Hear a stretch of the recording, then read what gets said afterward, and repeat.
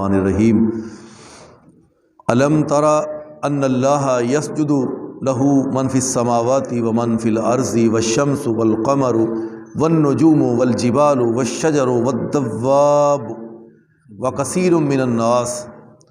اللہ تعالیٰ نے اس مقام پر جو اللہ کے سامنے عاجزی کرتے ہیں، انکساری کرتے ہیں، جھکتے ہیں، اللہ نے ان کی فہرست کو بیان کیا ہے کہ وہ کون کون ہیں جو اللہ کے سامنے سجدہ ریز ہوتے ہیں، جھکتے ہیں، اللہ کے سامنے اپنی عاجزی کا اظہار کرتے ہیں۔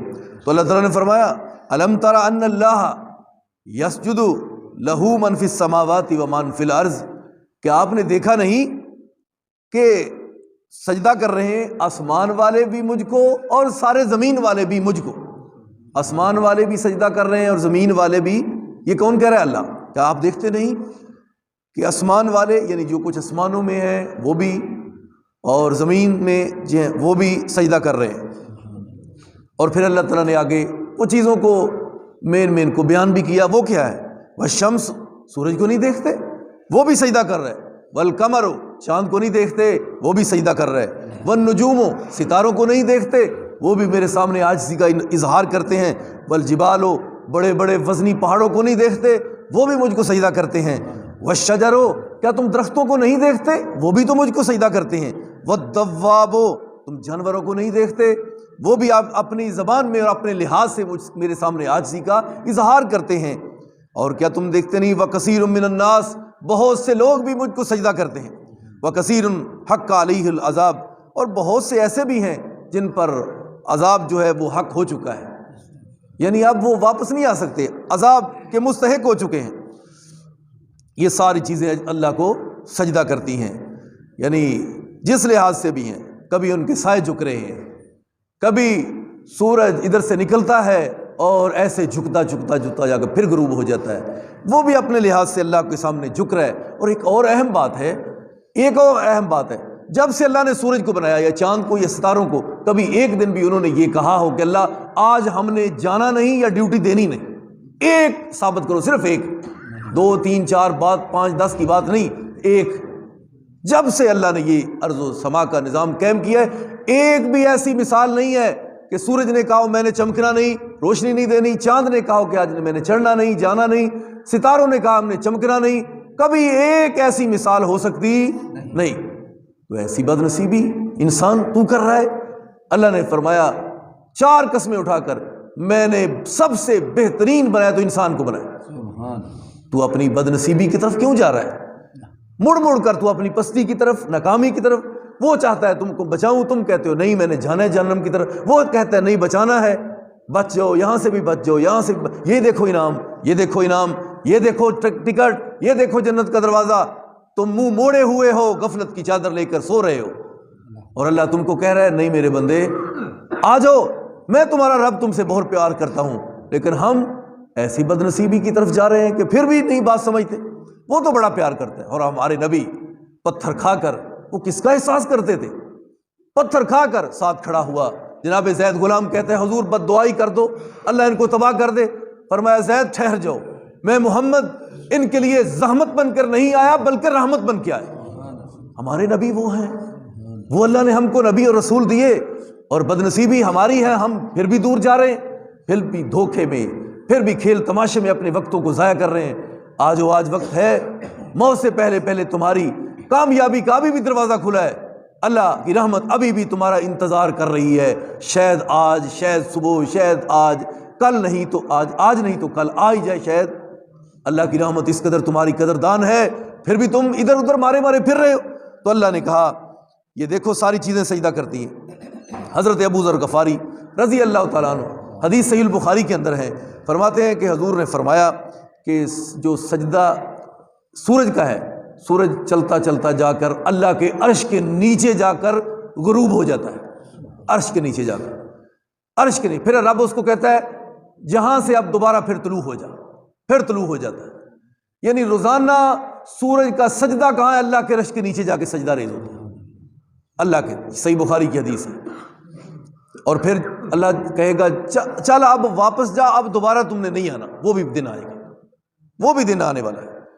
تو لہٰذا ہم سب کو سمجھنا چاہیے، سوچنا چاہیے کہ یہ ساری چیزیں بھی سجدہ کرتی ہیں، اور ہم کو تو اللہ نے اعلیٰ بنایا، اور پھر اس سے بڑی بات ہے کہ اللہ نے اپنے آخری اور اعلیٰ نبی کی امت میں ہم کو بنا دیا۔ ہماری خوش قسمتی کہ جناب موسیٰ دعا کرے اللہ اس نبی کا امتی بنا دے، جناب عیسیٰ کہے اللہ اس آخری نبی کا امتی بنا دے۔ سارے نبیوں میں سے ایک کی دعا قبول ہوئی، وہ ہے حضرت عیسیٰ پیغمبر۔ گئے ہیں جوانی میں، اللہ نے ان کو زندہ آسمان پہ اٹھا لیا، اور قرب قیامت زمین پر آئیں گے، 7 سال تک یہاں پہ عدل و انصاف سے ساری زمین کو بھر دیں گے، اور آئیں گے نبی علیہ السلام کے امتی کی حیثیت سے، ہیں تو نبی اور رسول۔ تو لہٰذا اللہ تعالیٰ نے فرمایا یہ سارے ہی اللہ کے سامنے سجدہ کرتے۔ وَمَن يُهِنِ اللَّهُ فَمَا لَهُ مِن مُكْرِم، جس کو اللہ ذلیل کر دے اس کو عزت دینے والا کون ہے؟ جس کو رب ہی ذلیل کر دے اس کو ساری کائنات مل کے عزت نہیں دے سکتی۔ پتہ چلا عزت ادھر سے ملتی ہے، وہاں سے، ہمارا رابطہ اس سے ہے ہی نہیں، تو عزت تلاش کرتے پھرتے ہیں۔ عزت نہیں، پھر دنیا میں بھی ذلیل ہو جاؤ گے، آخرت میں بھی ذلیل ہو جاؤ گے۔ عزت لینی ہے تو رب سے اپنے رابطے کو مضبوط، تعلق کو مضبوط کر لو۔ ان اللہ یفعل ما یشاء، بے شک اللہ تعالیٰ وہی کرتا ہے جو چاہتا ہے۔ ہذان خصمان اختصموا فی ربہم، یہ دو ہیں، یہ دونوں اپنے رب کے بارے میں جھگڑ رہے ہیں۔ فالذین کفروا قطعت لہم ثیاب من نار، یہ ایسے ہیں جہنم میں جانے والے بد نصیب، ان کی قمیضیں، ان کے کپڑے اور لباس جو ہیں وہ جہنم کی آگ کے کپڑے ہوں گے، وہیں کٹائی ہو کر وہی جہنم کا لباس ان کو پہنایا جائے گا۔ جیسے درزی کٹائی کرتا ہے، کپڑے ٹکڑے ٹکڑے کر دیتا ہے، اس طرح جہنم کا، جہنمیوں کا لباس وہیں سے جہنم کے اندر ہی گندک کا تیار ہوگا جس کو زیادہ آگ لگ سکے۔ تو لہٰذا اللہ کی نافرمانی نہ کرنا، کہیں یہ لباس نہ پہنایا جائے تو جو کھال کو ادھیڑ دے گا۔ فالذین کفروا قطعت لہم ثیاب من نار، ان بد نصیبوں نافرمانوں کا جنہوں نے مانا ہی نہیں اللہ اور اس کے رسول اور توحید کو، ان کے لیے جہنم کے وہ لباس ہوں گے جو جہنم سے تیار کیے۔ یصب من فوقہم رؤوسہم الحمیم، اوپر سے لباس بھی ایسا ہی، اور اوپر سے گرم کھولتا ہوا پانی جو اوپر سے سروں میں ڈالا جائے گا، سروں میں ڈالا جائے گا، کھولتا ہوا پانی جہنم کا سروں کے اوپر ڈالا جائے گا۔ یسحر بہ ما فی بطونہم والجلود، جن سے ان کے پیٹ اور جو پیٹوں کے اندر سسٹم ہے، انتڑیاں، چمڑے، سارے کے سارے گل جائیں گے۔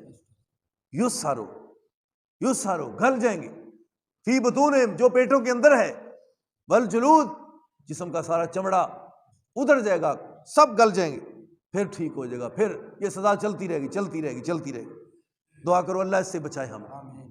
یہ قرآن کی ایت ہے، یہ دیکھ لو، پھر نہ کہنا کہ شاید اپنی طرف سے مولوی کہتے ہیں اور ڈراتے ہیں۔ ایک ایک حرف کا میں ذمہ دار ہوں اللہ کی رحمت سے۔ یہ قرآن کا ترجمہ ہے، سورہ حج ہے، اور اللہ تعالیٰ کا قرآن ہے۔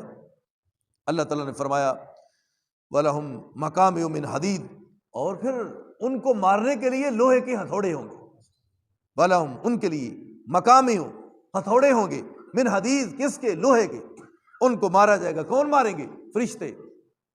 تم ہی تھے نہ ماننے والے، تمہارے دماغ ہی خراب تھے اس وقت دنیا میں، تم ہی ادھر ادھر کی کہتے تھے کون کنہیں پوچھنا ہے، کوئی پوچھنے والا نہیں، دیکھ لواں گے جدوں صاحب دا دن آئے گا۔ تم ہی، تمہارے دماغ ہی تکبر میں تھے، تو آج یہ کہیں گے اوپر سے تھوڑے ماریں گے، دماغ میں ٹکڑے ٹکڑے اور کیما کیما ہو جائیں گے، پھر ساتھ صحیح ہو جائیں گے، پھر مار پڑ، پھر ٹھیک، پھر وجود ٹھیک، پھر مار پڑ۔ یعنی جتنا جتنا اس کا جرم بڑا ہوگا، جتنا نافرمانی میں آگے ہوگا، اتنا جسم بھی اتنا بڑا بڑا بڑا کر کے حجم بنا دیا جائے گا۔ یعنی پوری بستی جتنا ایک جہنمی کا جسم، پوری اس محلے جتنا، پھر اس سے بھی بڑا، جتنا بڑا نافرمان ہوگا سزا زیادہ دینے کے لیے اتنا ہی اس کو زیادہ حجم بنا کر سزا زیادہ دی جائے گی۔ تو اللہ سے پناہ طلب کرو، اللہ ہم کو ایسے عذابوں سے بچائے۔